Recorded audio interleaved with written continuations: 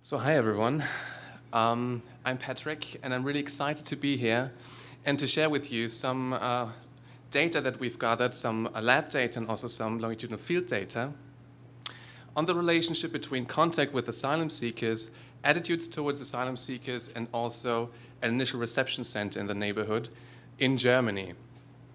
And I think this figure is nothing new to you, to you here in the room. This graph shows the number of arriving asylum seekers in the state of Hesse in Germany between April 2015 and March 2016. And as you can tell, there's a kind of trend. And so the German government had to set up initial reception centers for the new arrivals rather swiftly on a short notice. But as we know, something like setting up initial reception centers in neighborhoods is quite frequently opposed by the people that live in that neighborhood. We know that from qualitative studies, but we also just know it by looking into the news and looking at the stats, counting the crimes against established asylum seeker homes and also the ones that were being set up in the year of 2015. Contact theory, however, suggests that once these initial reception centers are being inhabited by asylum seekers, these tensions in the intergroup relations might actually be reduced since, as we have already heard in the previous talk, and I suppose everyone aware of, is that contact can actually reduce prejudice, stereotyping, and discrimination. However, there's also this opposing approach, integrated threat theory, for instance, that suggests that negative contact also might play a really important role in this context. And negative contact may lead to actually higher threat perceptions and more discrimination, more prejudice towards the newcomers. Especially in a setting like this, where the number of arriving asylum seekers, the minority, so to speak, is rising. So the question now really is, what happens in these neighborhoods over the course of like the refugee crisis, as some like to call it, or the migration crisis in Germany? So I brought two studies for you today. One is a lab study that we conducted between November and February, November last year and February this year, which looks at positive contact effects, and another study, a longitudinal field study, that looks at exactly what I've just described, how positive and negative contact changes over time and how also stereotypes and attitudes towards initial reception center change as a function of positive and negative contact experiences. So let's dive directly into the lab experiment. We invited undergrad students in our lab and assigned them to one of two conditions, either having contact with the outgroup, Abdelrahim, a asylum seeker, or Frank, who was just a psychology student, without being a asylum seeker, and in the aftermath, also assess personal stereotypes and intergroup emotions. So we sold this whole story as two studies, one being a communication study in which participants were asked to answer a set of questions. One of these participants, in these dyads, was a Confederate and had the answer scripted. And in this fast friendship procedure, there are three different sets of questions which increase in terms of intimacy. So an example for a question set one, we would have, what would constitute a perfect day for you? example for set 2 is that there's something that you've dreamed of doing for a long time. Why haven't you done it? And an example of set 3 would be share with your partner an embarrassing moment in your life. Then participants rated the communication or the conversation that they just had, and then ostensibly filled out a different questionnaire, totally unrelated, obviously, about validating a questionnaire. And among other things, we also assessed personal stereotypes towards asylum seekers and also intergroup emotions. So I'm just focusing on a couple of results here. Looking at warmth and competence perceptions, we can see that people that have been in the outgroup condition or outgroup contact condition reported to have higher levels of warmth, and there was also a trend for competence, although there was not statistically significantly so. And looking at emotions, we can see that people that were in the contact condition reported lower levels of anger, higher levels of empathy, and lower levels of both symbolic and realistic threat. So that's already established, and as we can see, positive contact works also in this context of the so-called migration crisis in the lab short term.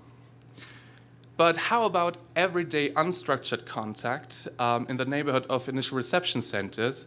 And how about also change over time? And most importantly, what about negative contact that can also occur in natural settings, so to speak? So we conducted a longitudinal study in which we collected data with door-to-door interviews and phone interviews within 1.5 kilometer walking distance to both an already established initial reception center and an outpost which was being opened up. And we collected data in April and May 2015, just before the rise, then again close to the peak in September, October 2015, and then when the numbers of arriving asylum seekers already leveled off just before the EU refugee deal. As I've already mentioned, we actually gathered data at 2 locations, but for now I just want to focus on the data of the outpost, where the outpost was still being planned at time 1 and then up and running at time 2 and time 3. So here we can really see the change that occurs as a function of being provided with the opportunity of contact.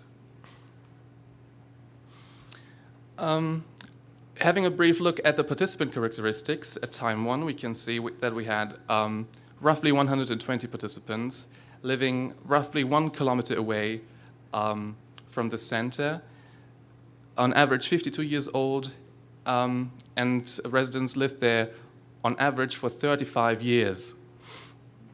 On average, they had low to middle educational background, Hauptschule or Realschule, and most of our participants were pensioners or retirees.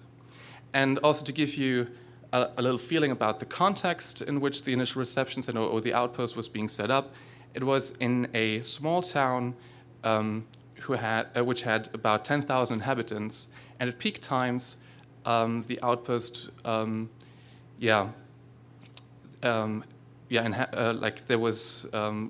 were roughly 1,000 asylum seekers, inhabited. So, the questions that we were interested in were, first of all, is there this meaningful change across time in terms of contact, in terms of threat, in terms of the perception of asylum seekers and the initial reception center? And how do also prior positive and negative contact experiences actually relate to the variables that I've just described? And how does the change of positive and negative contact relate to the change in threat and attitudes? So we conducted a series of latent growth models and parallel process models to address these questions. So to get an idea about the measures that we used, we mostly used 1-item or 2-item measures, which I know is not ideal, but which we thought was necessary, without consulting Rupert, obviously, to basically not annoy our participants too much that they would be likely to drop out after time 1. So we measured positive contact and negative contact threat, as well as the level of the rejection of the reception center, stereotypes of asylum seekers in terms of warmth and competence, and also the endorsement of a more liberal asylum policy. Diving directly into the data, and at the mean change across time, we can see that, not surprisingly, both positive contact, can you see it? Yeah, both positive contact and both negative contact increased over time. So as I said, this doesn't come as a surprise, since the opportunity of contact was just provided after time 1. But how about the other measures? Looking at the change of the rejection of the center, we can see that this actually marginally significantly increased. So did threat perceptions. The endorsement of a more liberal asylum policy decreased over time, while warmth stayed constant, more or less, and competence perceptions actually went down.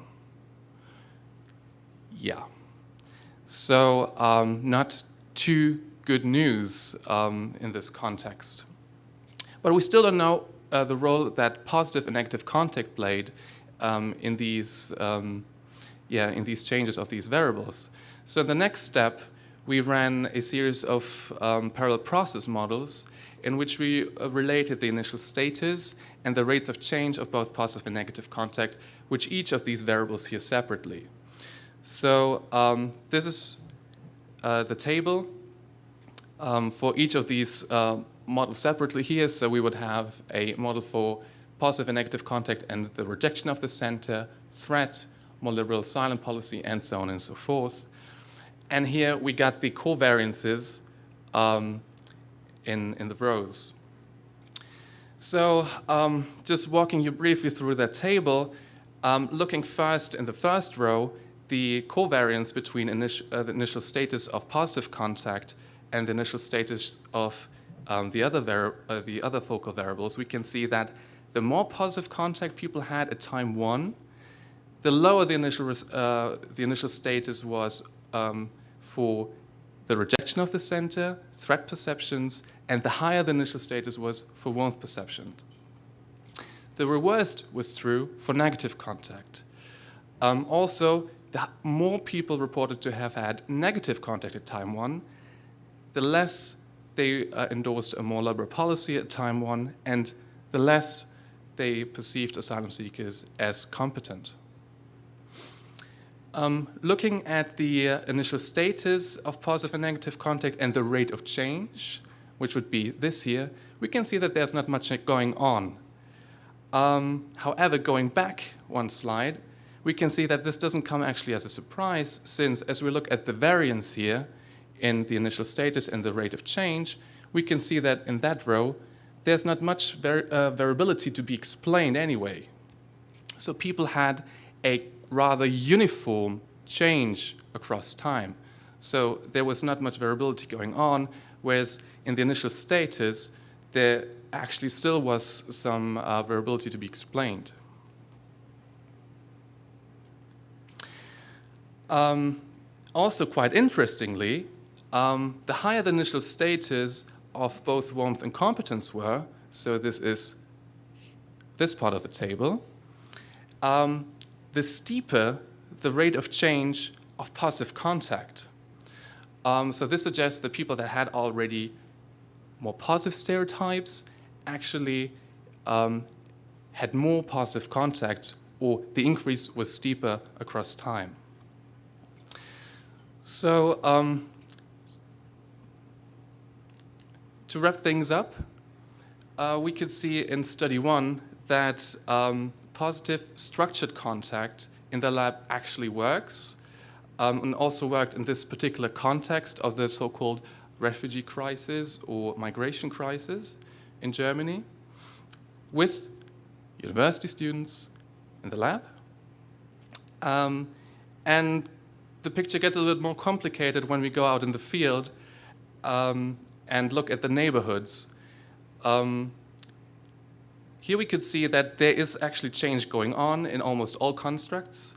However, there was no interaction between the initial status and rates of change, like the initial status of contact and the rates of change of the other variables, and rates of change of contact and rates of change of the other variables. And that might be due to the fact that all participants had a similar experience in this context because there was no variance in the rates of change to be explained. When things changed, things actually got worse, and positive contact didn't really help to buffer these negative developments in this context.